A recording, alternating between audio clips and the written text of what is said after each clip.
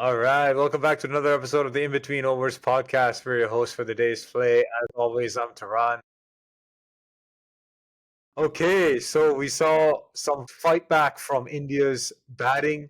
It was a great day for India overall. I felt good watching the game, and I didn't get to watch a whole lot of it, but it kept an eye on the score, and it was nice to see the lower order put up a fight reminiscent of what they've been doing in the past few years. Jaddu with his swashbuckling, sword revealing 60 odd or 70 odd that he made, and then Rahul with a beautiful 86. We'll talk about both those innings in a bit, but overall, great day for India. Looks like they may be able to pull the draw out of the hat here. Not such a great day for Australia. They fought hard. It was a stop-start day. But what are your overall thoughts? Yeah, no. I think you summed it up very well there. And I think if you asked India at the beginning of day four that at the end of day four today, would you still want to bat, regardless of the score, regardless whatever, they would have said yes. We would still love to be continue batting at the end of day four. And that's exactly what happened. I think getting across obviously the mandatory follow on was a big accomplishment as well. But Yes. it was a huge fight back, and I think it was like some great cricket all around. Australia was relentless as well. They were really going at it. Some good bowling, but just the pitch dried out a little bit. It got a little more uh, batting friendly, and to your point, a lot of the Indians lower order batsmen really pulled up today. Yeah, you got it. They avoided the follow on, which was seemed like the target that they were trying to hit. It was cool to see when the last wicket partnership had their little flurry of boundaries and sixes there from Akash Deep, and the way they got to that follow on, and then you saw Virat Kohli, I think, giving a high five to Gambhir, and there was elation in the dressing room. I mean, it's not like they won the match, but it was nice to see that because it showed that they know now that there's belief there that they can come out of this game with a draw. Yeah, no, I think that exactly what it was. It kind of showed the dressing room in a little bit more of a positive light. There's a lot of stuff going around, chatter around the form of Kohli and Gambhir's, coaching tenure so far. But it was nice to see that sort of camaraderie within the dressing room. But then I saw that, and I'm like, did we win the match? Is this a WTC final? Like, is this to avoid a follow on? Come on. It was great because, in a sense, it does imply that the game's heading towards a draw, but we really have to go in each game trying to win. But it was nice to see that at least hopefully India does not lose this match. Yeah, and I hear you on that. The other side of it is you can argue that they also are seeing the bigger picture, right? Yes, Because 100%. in the context of the entire series, this is a pivotal match because the winner of this match essentially is one match away from capturing the trophy, right? And so now with India, there's a draw for them to have right now if they continue to fight the way they are. And so I can see that because they're probably thinking, okay, now this sets us up for test 4 and 5, where if we win one of those, Australia is in real pressure. And so I think that's what I saw when I saw the high fives. It's that I feel like they're thinking long term. It's not that, they know that they probably goofed this match. They didn't play to their ability, but at least they now know that they have an ability to fight back in 4 and 5 if they can pull this out with a draw. No, actually, that's a very good point you made. At the end of the day, this is a one test match within a bigger series. This being five test matches, Mm-hmm. it's a long series. Mm-hmm. And no, I think to your point, if you take a step back and just look at, the first three tests, I know slide aside right now, we're, in a very, very good pitches for Australia. It was designed for a 3-0 Australia lead right now. If you look at Perth, Adelaide, and out the Gabba, it was pretty much like, let's get India's, out of the series early on. And if again, it's a huge if India pull a draw here, 1-1 heading into the last two remaining tests across Sydney and the MCGs, or MCG first and Sydney, I think, yeah, the series has definitely gone up a notch now if Yeah. India is able to pull this off, right? Yeah, absolutely. And yeah, we probably shouldn't count our chickens before they hatch. So let's let day 5 happen. Hopefully it's more of the same from day 4 where you saw a rain. Yeah, you can say stop start, not the best, but it benefited. There were pros and cons for both teams, right? I know we'll talk about Australia in a bit, but it benefited India from the standpoint that they were able to really focus on building partnerships and not worrying about the rain. So, and it seemed like they were very focused on just batting time, and if it rained, great, and that was great to see. Let's talk about the individual performances. KL Rahul, Jaddu. KL Rahul, what happened in the first ball? What happened? I know it was crazy. First ball, hits right in this extra bounce, hits off the edge, and then boom, the drop from Smith. Yeah, it was very unlike Smith, who's got bucket hands, and he's generally a very safe slip catcher. But he dropped that first one, easy sitter, chest height, just drops to the ground. You could call it early morning blues. Still warming the body up, but that's inexcusable at this level.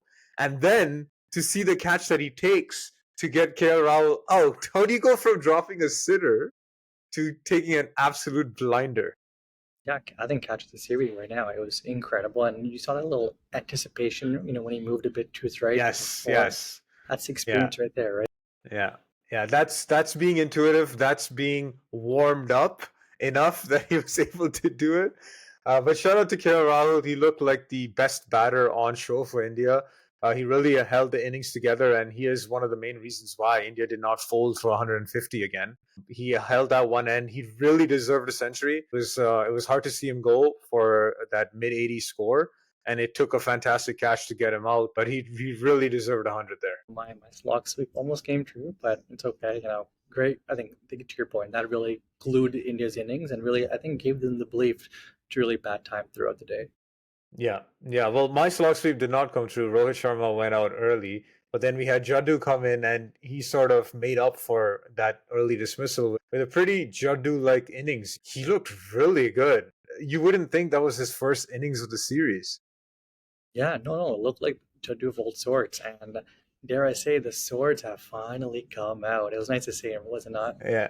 Yeah, for sure. And you need that warrior in the lineup, and Jaddu definitely represents that. It was a great innings. Again, he deserved 100 as well. He went trying to get India closer to that follow on target, and you can't blame him. It was another great catch by Mitchell Marsh, who's been phenomenal in the catching Phenomenal. department this innings. Great sliding catch, but Jaddu did his part. He got India closer, and yeah, happy for him. Happy for him. Great innings. Yeah, and I think, just a little side here, I think the fielding across these test matches have been really great from Australia's side. India has its issues, but Australia's been incredible and catches win matches, right? Yeah, for sure, for sure. So you had two big innings from Rahul and Jaddu. I did want to give a quick shout out to, you could say, a supplementary innings, but an important innings nonetheless. Nitish Kumar Always. Reddy, again, he didn't put up Again. many runs, but he ate time, stitched together a solid partnership with Jaddu, which again took India close to that follow-on target that they were trying to achieve. He showed a lot of maturity for a 21-year-old, and his defense looked really good. We've seen him attack in the last few innings that he's batted, but to see him defend the way he did was amazing to see. Yeah, no, and to your point, I think he ate over 60 balls, and that time was super important as well because Jaddu was really in flow as well, so you needed that supplementary partner with him, right? And to your point, that's kind of, I think, what did make the Australians a little bit more tired as well, right? So kudos to and Karen. It does seem like, to your point, every test match we bring his name up. Yeah, every test match he's done something, and he's really making a name for himself this series. That's for sure. Alan Border talked highly of him. I was able to catch some of it live, and he was talking highly of him. And to be talked about by one of the game's goats. The series is literally named after this person is an achievement in itself. But shout out to him for his contribution there. And then we had the last wicket partnership. That was fun. That really livened the dressing room up. And especially after they got to the follow-on target and you saw Akash Deep hit that six. Ooh, that was so clean. And I think that six pretty much was a shout out to Australians to be like, nah, we're not out yet. Don't count us out yet, because there's a lot of chatter India's couple of innings, right? The last Test match and even now. But I think as Bumrah said at the end of the day's play in the press conference, India's not a team to point out players, right? They're one cohesive team, and if Akash hits, I think it was Cummins for six, everyone's getting up and clapping.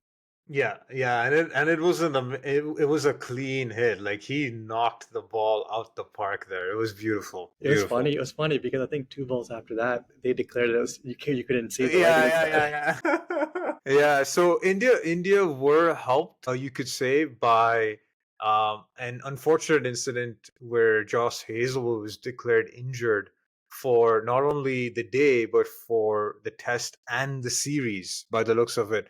And it seemed like it had an impact on Australia because you saw a lot of the workload being now burdened on Cummins and Stark from a fast bowling perspective. Of course, you had Nathan Lyon on the other end that was able to hold that end, but it's not easy when you're trying to win a test match with just three full-time bowlers. Yeah, no, and as we mentioned, in the beginning of the series, it's a very long series. And, in Australia, it's humid, it's hot, and a lot of these bowlers, especially from Australia's side, they're a little more on the experienced end, right? So, I think it obviously is going to affect them for the whole series. But I think Boland should come up for the MCG Test match, but especially for this Test match, that definitely did help India in a way. You don't like seeing it, but obviously, with the workload and everything, it did help India for sure. Do you think Australia would have taken the follow-on had they been able to do it? Yes, I 100% Yeah. think they would have. I think they would have went for the kill. I don't see why not, right? It's day four. It's still, I think they're still predicting rain for tomorrow as well. So you might as well try to win for it, right? But, to the point though, I think maybe you're alluding to the fact that, the bowlers would have to come bowl again. And they Yeah. don't have Hazelwood, right? So it is a little sticky situation, but Yeah. just give it a line. Day 4, day 5 wicket. Anything can happen. So try to follow one. Yeah. Well, we'll never know what decision they were going to make, but what we do know is it's going to be an exciting day five. You know what? All three possibilities or outcomes, I should say, is possible. Very true. India still has an outside chance of winning. Probably on the lower side, you probably still say Australia is in front, but a draw is definitely what is seems to be the most that will come out of this test match. I would say after a draw, Australia has a chance of winning, just because they're still ahead by 190. And if you see Australia bat for maybe 20 overs, score 150, 120, 150, put up a lead of around 350, I think that'll be challenging for India. And it's about giving a target, I feel, giving a target big enough where it gives India the thought that maybe we can chase this so that it induces possibilities of wickets being easier to come by because maybe they go for runs rather than shut the shop down. If they say, you know what, this target's out of reach, we're just going to shut shop, and then that makes it that much harder to get a wicket, in my opinion. So it'll be interesting to see Australia's tactics when they bat for sure. No, that's actually quite interesting, and that reminds me. I think it was Shane Warne who said this in comms once. You gotta have it dangling like a carrot in front of a bunny. Yes. Like Yes. just enough to where the bunny will start jumping. So to your point, it'll be interesting, and I think Cummins is one of those captains who's. I think he does think in that way, and I think if there is a possibility for Australia to win, I think Cummins would be willing to do something like that for the win. Yeah. And so do you think if they do dangle that carrot that India's going to take the carrot, or do you think India's going to go for the draw out and out regardless? I think India would take a sensible approach. I think they would, try to look at, okay, one, the conditions, is it going to rain? How big is the scores and how much time do they have left? I think if it's something achievable, if it's something, just slightly above 200 with, a lot of overs remaining, India does have the firepower to do it. I think we all know it. And in the back of the mind, India would also have, to your point, that Hazelwood's out. They have to bowl. They have to face one less bowler, right? So it could actually, this to your point, all three possibilities are there. Yeah, and I want to keep going a little more with this. Something else came to my mind. Rain is going to have a lot of say in the decisions that Australia makes. I feel because they're the ones who are going to be calling the shots, right? I feel like there may be a scenario even if there's enough rain where Australia don't bat yet, where they may just not bat and they may just declare the third innings.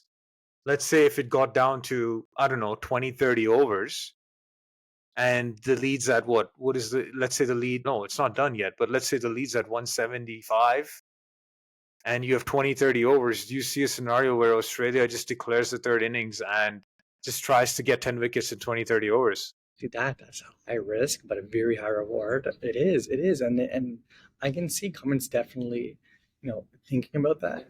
But I do think in the back of the mind they would have that, okay, our bowlers will have to go back out. It's a long series. Hazelwood's not there. So they may be a little less risk. They might be a little risk adverse.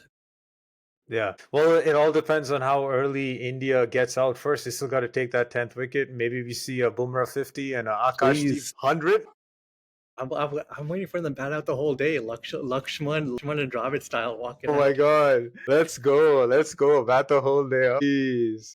All right. Well, that's good. That's a good place to end it.